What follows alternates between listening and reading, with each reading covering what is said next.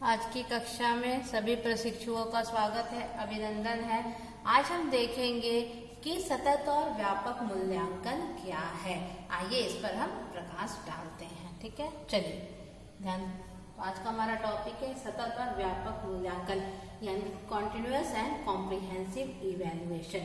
तो ये क्या है, इसे हम पहले समझने का प्रयास करते हैं। नाम से ही स्पष्ट है, सतत यानी लगातार।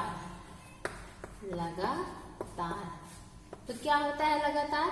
बच्चों का मूल्यांकन होता है लगातार, यानी बिना रुके। एक एकेडमिक ईयर में बच्चों का लगातार मूल्यांकन होते रहता है। उनके व्यक्तित्व के हर पहलू को जांचा जाता है। ठीक है, इसके माध्यम से, यानी लगातार क्या होता है? व्यक्तित्व के पहलू को क्या किया जाता है? पहलू को जांचा जाता है। ठीक है, जांचा जाता है। ठीक है, लगातार बिना रुके। तो व्यक्तित्व के पहलू क्या हो गए?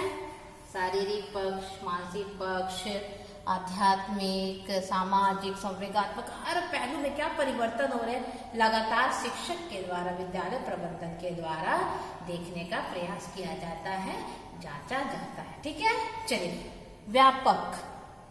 व्यापक यानी बहुत बृहद स्तर पर। व्यापक का तात्पर्य क्या हो गया? बृहद, व्यापक, ब्रॉड। बच्चों का मूल्यांकन क्या होता है? बहुत ही व्यापक होता है, यानी करिकुलर एंड को करिकुलर एक्टिविटी में बच्चे कितने आगे हैं, कितने मध्यम स्थान पर और कितने पीछे हैं, इस सारा जांचने का प्रयास किया जाता है। यानी को करिकुलर एक्टिविटी और करिकुलर एक्टिविटी में बच्चे कैसा प्रदर्शन कर रहे हैं, इसको जांचा जाता है। इसीलिए कहा जाता है व्यापक मूल्यांकन। ठीक है, अब हम इसके उद्देश्य को देखेंगे। ठीक है, अब हम क्या देखेंगे? चलिए इसके उद्देश्य को देखते हैं। उद्देश्य, सीसीई जो बना, इसका उद्देश्य क्या था? ठीक है, पहला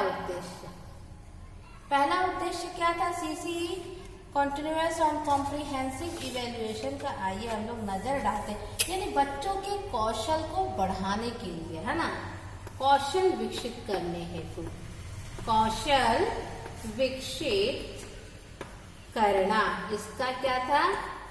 पहला उद्देश्य है। यानी बच्चों में जांच के माध्यम से पता चलता है कि बच्चों में क्या कौशल है, उसको कैसे विकसित किया जाए। ये जब तक जांचेंगे नहीं तब तक पता चलता नहीं है। तो इस मूल्यांकन के माध्यम से लगातार बच्चों को जांचा जाता है, जिससे क्या पता चलता है? उसमें छुपी हुई प्रतिभा, उनमें योग्यता, क्षमता, कौशल के विषय में जानकारी होती है और टीचर क्या करते हैं? उन्हें और विकसित करने का प्रयास करते हैं। ठीक है, तो पहला उद्देश्य ये था, कौशल को विकसित करना। अब हम दूसरे उद्देश्य की ओर जाते हैं। दूसरा उद्देश्य क्या था? शिक्षण अधिगम की प्रक्रिया को बेहतर बनाना। शिक्षण अधिगम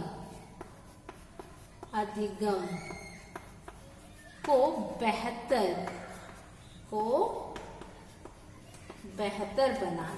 ठीक है, इन्हांस करना, इसका दूसरा उद्देश्य था। अर्थात टीचर सही तरीके से पढ़ा रहे हैं या नहीं, बच्चे सही तरीके से सीख रहे हैं ना, ये जांच के माध्यम से ही पता चलता है। तो इस टीचर इसमें इन्हांसमेंट कैसे लाए, कैसे अपने शिक्षण के तरीके को बदले, बच्चे को कैसे बेहतर सिखाए, ये सारी जानकारी कैसे पता चलती है? सीसीई के माध्यम से ही। तो इसका दूसरा उद्देश्य ये था। ठीक है, आइए अब हम देखते हैं कि इसका तीसरा उद्देश्य क्या रहा। बच्चों की उपलब्धि को जांचना। बच्चों की उपलब्धि, ठीक है, उपलब्धि की जानकारी।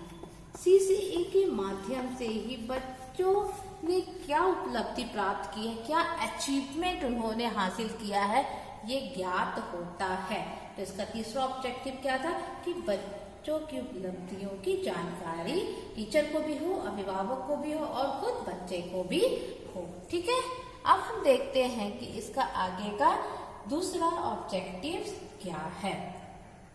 ठीक है, लर्नर सेंटर्ड एक्टिविटी यानी बाल केंद्रित क्रिया, बाल केंद्रित क्रिया यानी जो कुछ भी क्रियाकलाप विद्यालय में कराना है, पाठचर्या में देना है, वो किस पर आधारित होगा, चाइल्ड सेंटर्ड होगा।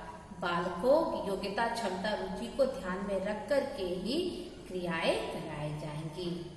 ठीक है, तो आज की कक्षा में इतना ही। आगे की कक्षा में हम इसके शेष भाग को देखेंगे और देखेंगे कि CCE के क्या लाभ है। ठीक है, तो आज की कक्षा में इतना ही। बहुत बहुत धन्यवाद।